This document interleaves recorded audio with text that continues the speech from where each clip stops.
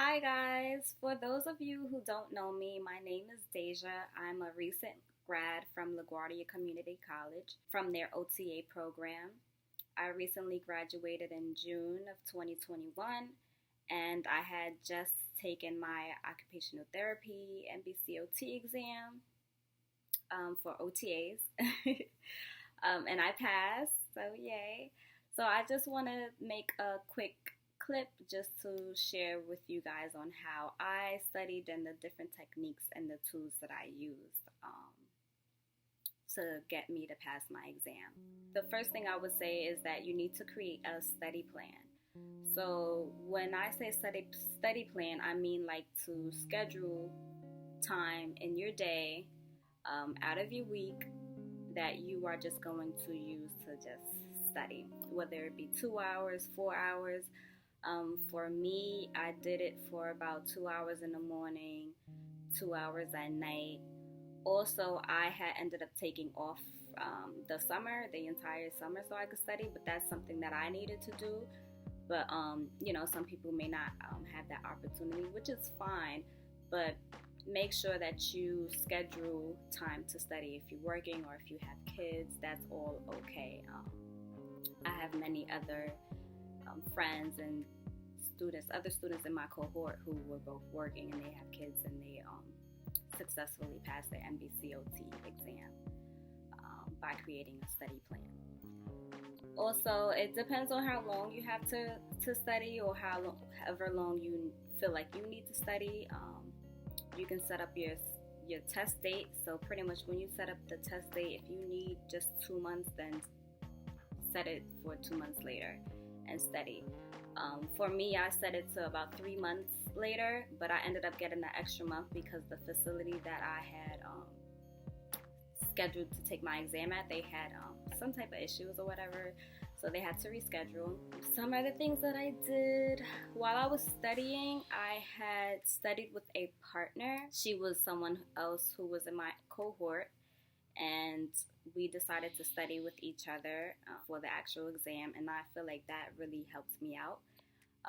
It was a partner that held me accountable. We held each other accountable to, meet up at a specific time that worked for both of us, and that was usually at 10 in the morning. Sometimes we didn't make it at 10. It was 10:30 the latest that we would cut it, because sometimes we were like a little tired to get up. And we did that, I believe it was about 3 days out of the week, 2 or 3 days out of the week. If we missed a day, then we would make it up, so we would study on another day. Also, if you don't have a partner, that's fine. There's people who studied independently, but for me, having a partner definitely did help. Also, try to study in a group if you can. So even if it's just two of you, that's fine. But if you could find 2-3 more people, that is actually a really good plan. It would be a really good technique to do when studying in a group, or even if it's just the pair of you, is to pretty much answer questions. If you guys are have like a different answer to the same question, explain why do you believe your answer is correct, or once you see whoever got the correct answer, they could try to more explain into depth. What are some of the things that we did? We did some things where we had picked a topic, both of us, and we would try and teach it to each other. So that's something else that you guys can do. Trying to explain different concepts, diagnoses, treatments and stuff to each other. That was really helpful, hearing it from a peer and how they understand it also. Some other things that we did, I read case studies from my textbooks. So when you go to OT or OTA school, you have to get all these textbooks.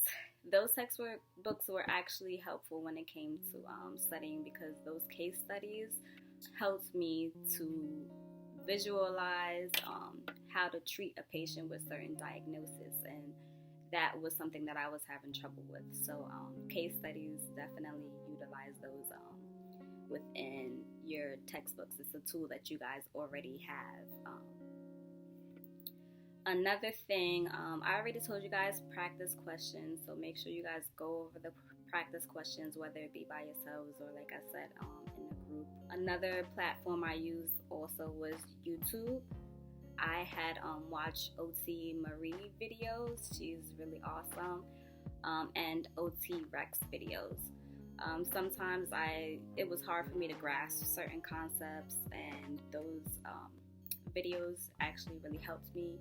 There were also times where I just was like over reading textbooks, and I just couldn't focus, but I still wanted to make sure I stuck to my study schedule.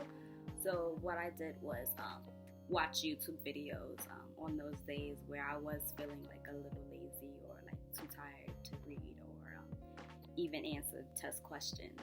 And I would just like that was like a soft study for me. I had a few of those days. Also, prepare your mind and your body to sit for the exam. And you can do this by taking practice exams, because the actual exam is 4 hours long. So you actually want to be able to prepare your body and your mind to be able to sit for that long. There's some people who may fidget a lot, and that's fine. If it's something that you need to adjust yourself every once in a while, include that into your test taking exam. If you while you are practicing your exams, that's something that you do a lot. Or like if there's something that you need to do to stay focused, do that then. For me, every once in a while, I felt myself getting anxious, and I do this with all exams. So what I would do is pretty much, just take some time, relax my shoulders a lot, do a little quick neck stretch while I'm taking these practice exams. I even did it during the actual exam. Just to, relax your body and, have your mind ready and your body ready to just take the exam and focus on every test question. What else is there? So along with preparing your body and your mind for taking the exam, so there's multiple platforms that have different practice exams. So they have Therapy Ed. Therapy Ed is something that I used. I also use the NBCOT website, the platform. They have practice exams that you can take. And then my partner that I was studying with, she had AOTA. They have a study pack that you guys can also purchase. And I was able to use go over some of the practice questions that was on AOTA with her. And then, the practice tests, I would make sure I would take them. In the beginning, I wasn't taking them as much. Towards the end, I started to take a practice exam every week. So I think after like that last month of studying, I had taken a practice exam every week. If it wasn't every week, I made sure I took it the next week. And when you are taking these practice exams, make sure that you're actually treating it as if you were taking the real NBCOT exam. So that means no distractions. If you need to go to a quiet place, a certain area to keep focused, do that. No phones. And also to time yourself. Timing yourself is important, like I said, because you only have about 4 hours to take the exam. And you want to make sure that you're able to finish the questions that you get. And then when your body is used to sitting for such a long period of time, or, even your mind, you'll be able to focus on each individual question the same as if you were reading the first question. That's how you want to be while you're taking the exam. Okay, so now test day. After you've done all your studying and you are ready to take this exam, of course you can't help but be anxious, because that's how I was. Or some people probably are calm. That's fine. Kudos to you guys who are calm enough to be able to go and take your exams. for me, I had to use that day to just relax. So I didn't even look at like anything, any notes, no, nothing. I just used that time to relax. I ate a small breakfast. I drove to the exam site. I was pretty early. I had sat in my car for a little bit, and when I got to the exam,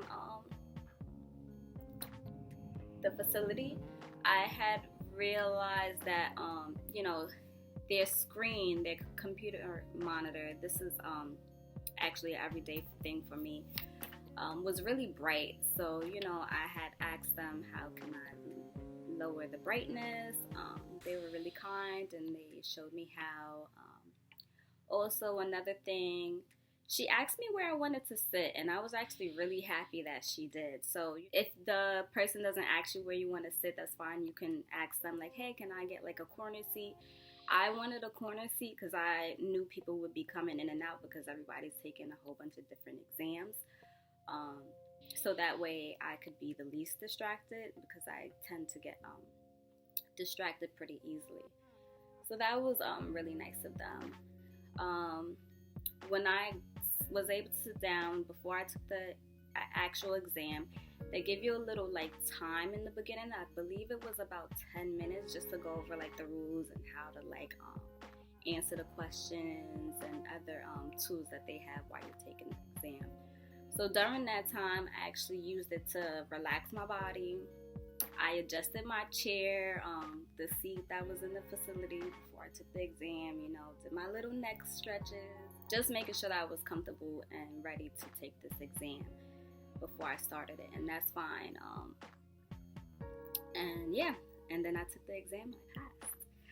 So yeah, I wish you guys all the best of luck, and once you are there in that chair, ready to take your exam, don't worry. You have studied hard enough. You are ready for the exam. So I wish you guys good luck. Later. And also, if you guys haven't already, like and subscribe to the YouTube page. Thank you. Later, guys. Good luck.